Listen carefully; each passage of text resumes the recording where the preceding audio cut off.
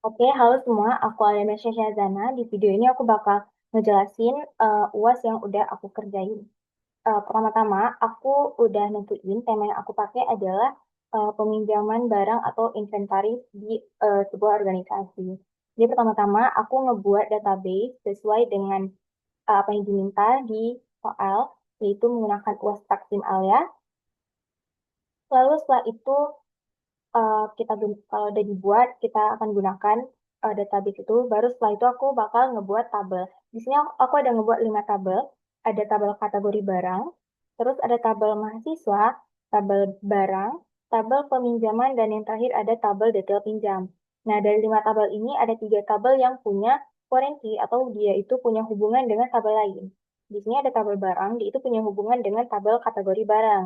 Tabel peminjaman ada hubungannya dengan tabel mahasiswa. Dan yang terakhir di tabel detail pinjam ada hubungan dengan tabel peminjaman dan tabel barang. Nah, setelah ngebuat tabel-tabel ini, kita bakal memasukkan data ke dalam tiap tabel itu menggunakan Excel atau CSV, ya, menggunakan CSV. Nah, untuk uji cobanya bisa kita lakukan di sini.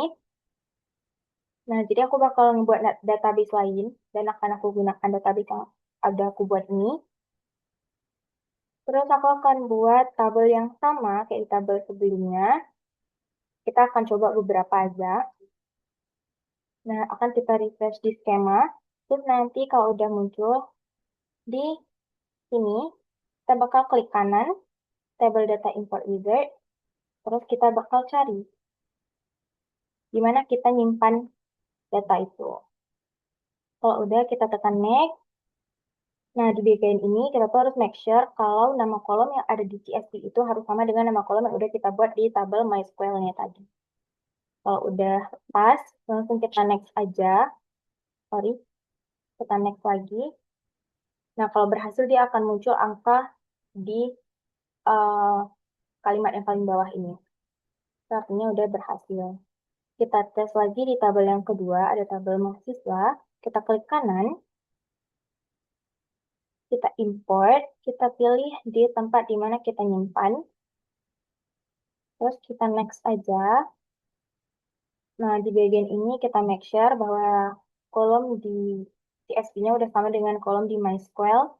Terus tinggal kita next, next lagi, dan kalau dia muncul angka di sini itu artinya udah berhasil. Terus, tapi kita tetap harus make sure kalau datanya itu udah benar-benar ada. Jadi kita akan munculin di sini. Nah, ini benar-benar udah terimport berarti datanya. Dan tabel mahasiswa juga sudah ada. Jadi aku bakal balik lagi ke UAS aku sendiri. Nah, setelah masukin data ke 55 tabel yang udah aku buat sebelumnya, terus aku bakal lanjutin ke penggunaan query lanjutan. Nah, pertama, aku pengen ngebuat klasifikasi status stok barang. Nah, jadi di sini aku bakal nampilin kode inventaris, nama barang, nama kategori, dan stok tersedia. Di mana kalau misalnya stok tersedianya itu sama dengan 0, itu artinya barang itu udah habis. Tapi kalau stok tersedianya kurang dari 3, artinya hampir habis. Dan kalau stok tersedianya kurang dari 6, artinya aman. Tapi kalau selebihnya dari itu artinya masih tersedia banyak. Dan nanti aku mau diurutkan berdasarkan stok tersedia yang paling sedikit hingga yang paling banyak. Kalau dijalankan, dia akan muncul dari yang paling sedikit ada yang 1, dan yang paling banyak itu ada 10. Terus yang kedua, aku mau ngebuat laporan detail peminjaman lengkap. Di sini aku bakal nampilin nomor transaksi, tanggal pinjam, dan lain-lain, di mana akan digabungkan dengan beberapa tabel lain, yaitu ada tabel mahasiswa, detail pinjam, barang, dan kategori barang. Nah, jadi dari gabungan itu, data yang akan diambil hanya data irisannya saja, dan nanti akan diurutkan di tanggal pinjam yang terbesar ke tanggal pinjam terkecil. Di sini kita lihat tanggal pinjamnya itu sudah diurutkan dari yang terbesar yaitu 27 dan yang terkecil yaitu tanggal 1. Terus selanjutnya ada tabel peminjaman per mahasiswa. Ya, aku bakal nampilin NIM, nama, dan prodi, di mana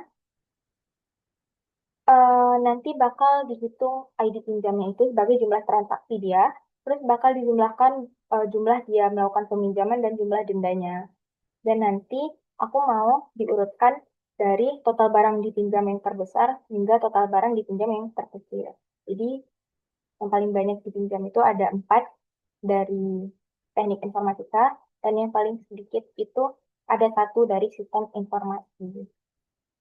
Terus selanjutnya ada mahasiswa dengan total denda di atas rata-rata. Nah, di sini masih sama, aku munculin NIM, nama, dan prodi. Terus akan aku jumlahkan nih dendanya, supaya aku tahu siapa sih yang dapat denda udah di atas rata-rata.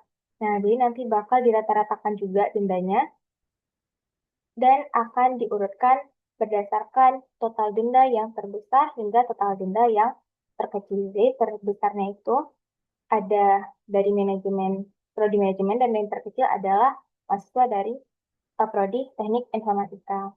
Terus selanjutnya, dari tabel yang udah aku buat, dari barang-barang yang udah ada, aku pengen tahu barang apa sih yang belum pernah dipinjam. Jadi aku bakal munculin kode inventaris dan lain-lain.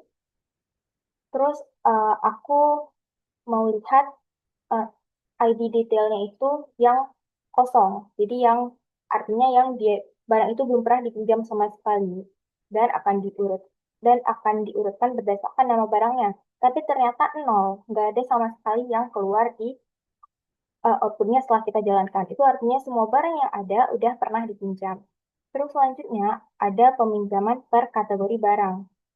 Nah, di sini aku bakal nampilin nama kategori, terus akan dihitung ID barangnya sebagai total jenis barang, terus ID detailnya sebagai frekuensi peminjaman, dan akan dijumlahkan jumlah peminjamannya sebagai total unit yang dipinjam. Yang dimana nanti akan digabungkan berdasarkan ID kategorinya, dan akan diurutkan dari frekuensi peminjaman yang terbesar hingga frekuensi peminjaman yang terkecil. Jadi dari yang paling besar 9 dan akhirnya 5. Terus selanjutnya aku pengen mengklasifikasi status pengembalian. Nah, jadi aku bakal nampilin nomor transaksi dan lain-lain, dimana kalau misalnya tanggal kembali aslinya itu kosong, itu artinya data itu masih dipinjam. Tapi kalau data kembalinya itu lebih besar dari tanggal kembali rencana, itu artinya barang itu terlambat. Tapi kalau selain itu artinya barang itu dikembalikan tepat waktu. Terus aku mau hasilnya itu nanti akan diurutkan berdasarkan tanggal pinjam yang terbesar hingga tanggal pinjam yang terkecil. Itu tanggal terbesarnya 27 dan yang terkecil ada tanggal 1. Terus selanjutnya aku mau tahu mahasiswa yang pernah meminjam barang elektronik. Di sini aku bakal munculin NIM, nama, dan prodi, di mana aku pengen tahu mahasiswa mana aja nih yang pernah minjam barang dari kategori elektronik, karena ada 5 kategori yang aku punya. Aku mau tahu yang mana yang pernah pinjam barang elektronik, dan nanti akan diurutkan berdasarkan prodi dan NIM-nya. Nah, dan ternyata hasilnya mahasiswa yang pernah meminjam barang elektronik ada 5 orang saja. Terus aku juga pengen tahu mahasiswa aktif mana nih yang sama sekali belum pernah minjam barang gitu. Nah, jadi aku bakal ngitung ID pinjamnya itu. Kalau misalnya ID pinjamnya itu 0, artinya dia belum pernah pinjam sama sekali. Dan aku mau itu adalah dari mahasiswa-mahasiswa aktif saja. Tapi ternyata hasilnya nggak ada yang keluar sama sekali. Itu artinya semua mahasiswa aktif pernah meminjam barang. Nah, terus di sini aku juga mau melihat prodi dengan jumlah peminjam di atas rata-rata. Di sini bakal munculin prodi dan jumlah peminjam. Di mana kalau misalnya jumlah peminjamnya itu lebih dari 5, itu artinya prodi itu aktif. Tapi kalau kurang dari selainnya, itu artinya prodi itu kurang aktif. Nah, jadi nanti bakal dihitung di tiap ID mahasiswa itu sebagai jumlah peminjamnya, di mana status mahasiswa itu yang aku mau adalah mahasiswa yang aktif saja. Baru nanti hasilnya setelah kita jalankan, ternyata yang paling aktif adalah prodi teknik informatika, dan yang tidak kurang aktif adalah sistem informasi. Itu aja dari aku. Lebih dan kurang aku mohon maaf. Terima kasih.